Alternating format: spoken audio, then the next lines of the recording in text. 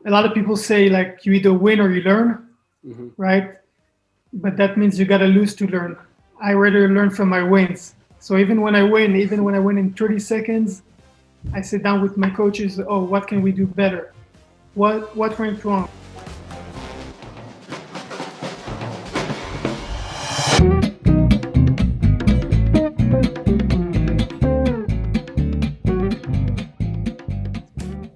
Yo, Hey, Natan. Hey, how's it going? what's up? How's it going? Good. Good. So, I'm Mayor. We've been talking on And I'm Instagram, Isaac. Yeah. and we're the Two Tall Jews. So Yeah, we'll I start. know you How said tall are you? You better be taller than me. I'm 6. yeah, but I don't. That's pretty much it in terms of physical abilities with Isaac. Yeah. Yeah. I'm 6, but yeah, it's a secret. Pretty We tall. can't reveal that. We usually Right, it's usually yeah. a joke on the show. We don't tell people how tall we are, but for you, we'll tell you. So I know you're a little tight with time, so we'll just get right into it. We're recording, all right? So we're just gonna do our intro, and we'll get some questions in. So 3, 2, 1. On today's show, we are excited. I mean, excited is an understatement. We are on with a professional mixed martial artist, the first Israeli to compete in the UFC. His UFC debut is on April 17th against Austin Hubbard, and the man with the slickest hair in the UFC, Natan. Welcome to the show. Thank you so much for having me. Natan Levy is his name. So Natan, let's get to know each other a little bit. We want to get our listeners to know you, get to know you a little bit. Maybe some of them don't watch fights, and maybe they've heard of you because of your background. So, what was your introduction to fighting and self-defense? At what point in your life were you certain that this is what you wanted to do and this is your purpose? In hindsight, I think I was always meant to do this. I was always fighting in the schoolyard. Coming from France to Israel, I had like an accent, and anybody who made fun of me was gonna get it. And I always like martial arts, always like kung fu movies, Rocky, all that stuff. Mm-hmm. But I could never be consistent in training. I would always start something and quit. Until I was 15 years old, I started training karate very seriously, about 3 hours a day, every day. I got my black belt in Japan when I was 18 and started opening up some schools. I was very successful for my age. And it was great, teaching people like to have a better self-confidence, get stronger. That was something I was really into and still am. But I had a passion for fighting, and I knew it was now or never. You can teach until you're 60, 70 years old, but you can't fight when you're not in your prime physically. So I closed everything and flew to Vegas. Mm-hmm. I just showed up here with no real background in MMA. And I said, hey, I want to be a UFC fighter. And, it took some time. I had to start learning everything from zero again. The jiu-jitsu, the wrestling, boxing, Muay Thai. And slowly started getting some amateur fights, pro fights. So far been undefeated.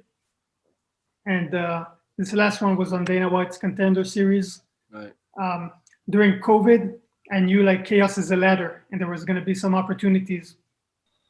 Everybody was sitting on their ass watching Netflix. I was in the park. All the gyms were closed. I was in the park, lifting, running, training, drilling, doing everything I can to be ready when the opportunity knocks. And it did on 2 days' notice. Somebody got COVID. I came in as a late replacement, won the fight, and got the UFC contract. Right. That was awesome. Wow. Congrats. Yeah. Thank you. Let's talk about the fight against Austin Hubbard on April 17th. This will be his 6th UFC appearance. How do you feel about the fact that he's a little more experienced in the Octagon? I think for me, everything I do, I'm always kind of a underdog. I'm always, late. Like everybody starts training karate at age 5. I started at 15, right? Mm-hmm. Everybody who has their first amateur fight, most people who train their entire life, they have an amateur fight when they're 14. I had my first amateur fight when I was 24. First pro fight when I was 26. Some people are already world champion far before that.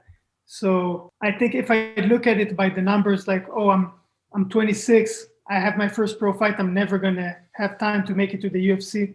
That would be kind of like putting myself in a box of what I can do and what I can't do, like many people try to do during the years, but I never listened. And the same thing here. Yeah, he's more experienced. I respect it, but it never stopped me. Anybody I've ever fought has been more experienced than I was. Right.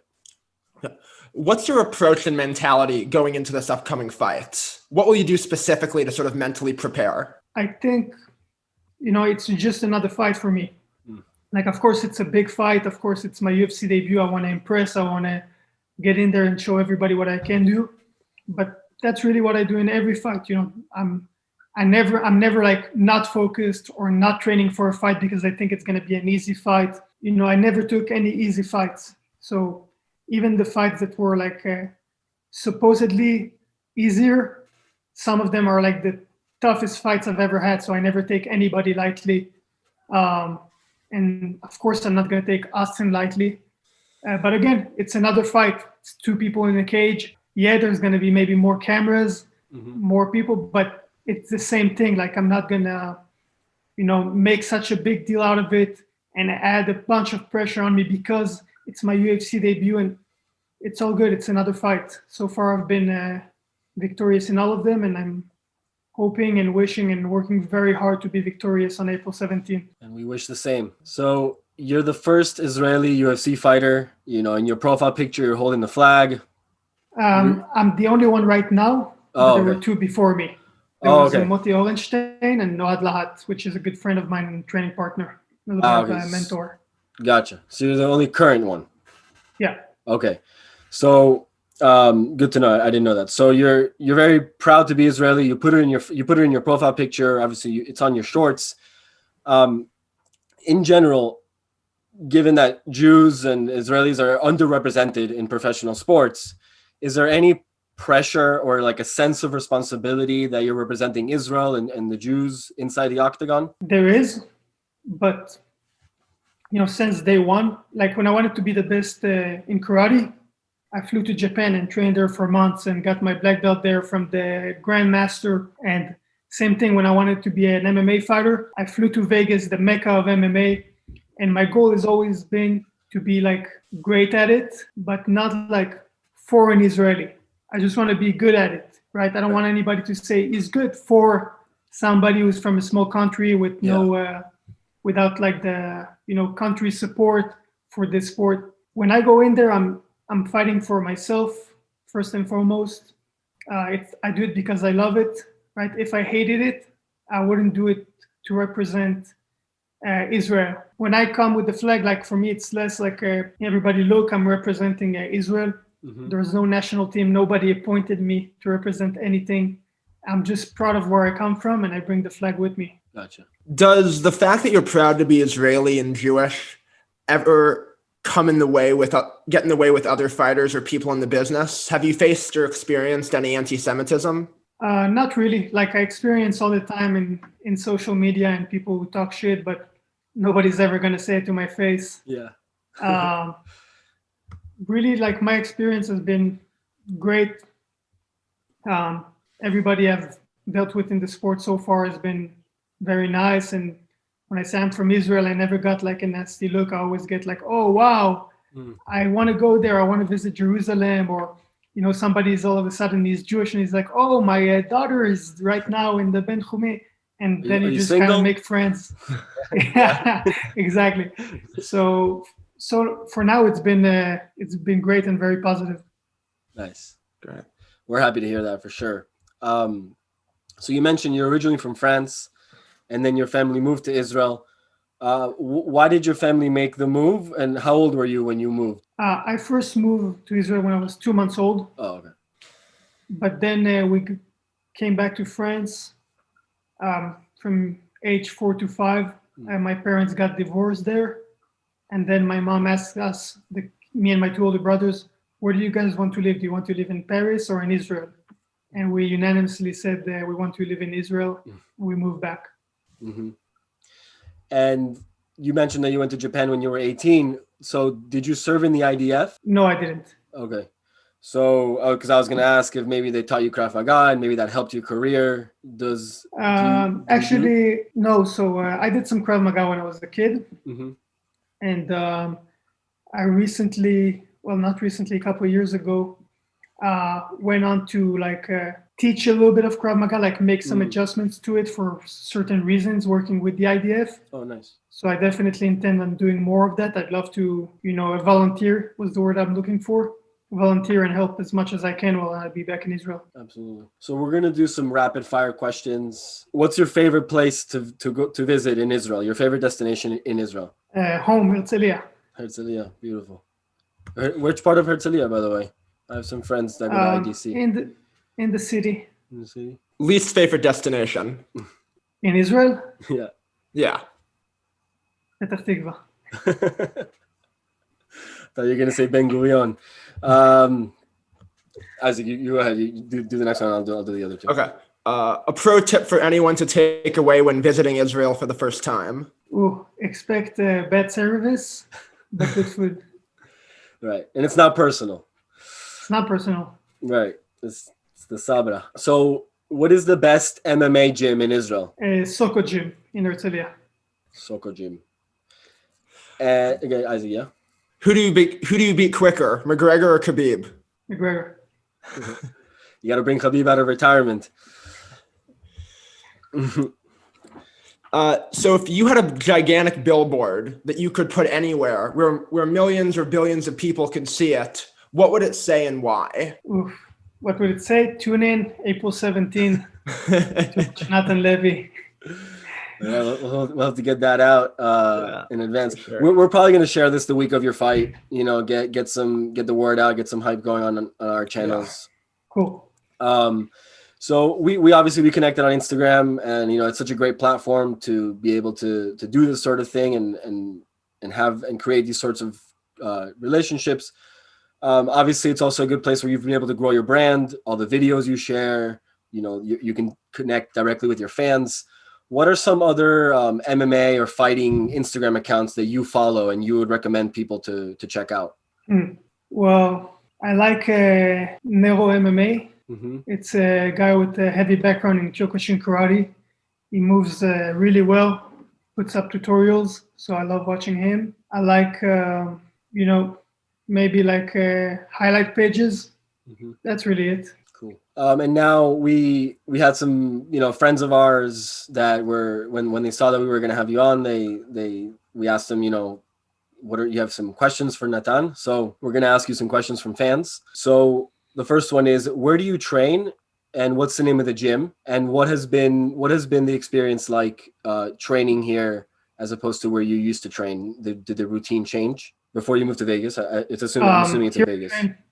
Yeah. Mm-hmm. Yeah, I'm training at Syndicate MMA in Vegas. Okay. It's an awesome gym. I've been here since I got to Vegas the first time. Immediately clicked and never left. Yeah, it's very different. In Israel, I used to do karate only for a long time. And a lot of it is like, it's not competitive. So the room is less competitive. There's some good in it, some bad in it, right? Because then sometimes maybe you push each other less. On the second hand, like it's always about like a growing.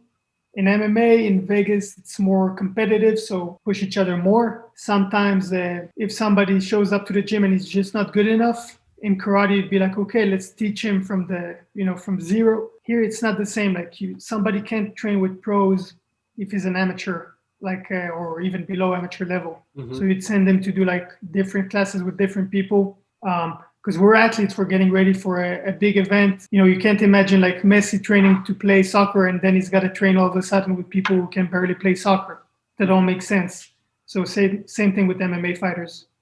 I would say in karate, you train with everybody. And in MMA, you try to keep it. There is like sometimes that you train with people and that's cool for them. And, but most of the time you just train with other pros. Gotcha. You're a black belt in karate and kung fu and a blue belt in jiu-jitsu. There are many people that think your striking is effective and your scrambles are crafty. What do you think is your most useful tool in the octagon? I think I worked very hard to have many different tools. So, a lot of it is the kicks from karate. Mm-hmm. A lot of it is the chokes from jiu-jitsu, the wrestling I've learned. I work very hard to not be like a one-trick pony. That's good. Again, these are from some fans, so they might use some language that you're familiar with.